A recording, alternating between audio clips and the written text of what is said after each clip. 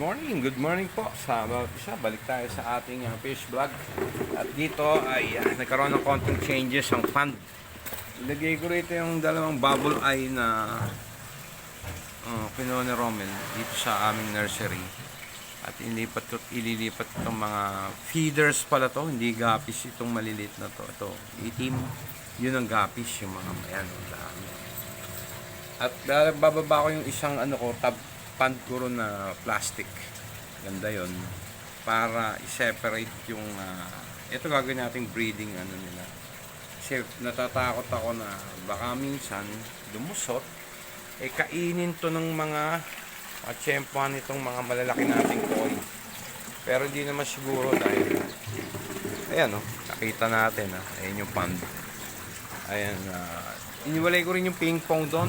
Ayun pa, mayroon pa pala isang ping pong doon. Naiiwan ko. Pero mamaya ililipat ko rito. Ang purpose niyan ay mananatiling solid koi ito. At andyan ang feeders. Kainin man nila ay hindi masakit. Sa kalooban. At siyempre, ayan ang bagong linis ko na pond. Kanina lang yan. Linis namin yung ating At meron kami rito. Ito na yung mga, ayan, gaganda ng ating mga guppies. Straight from the heart yan. Guppies.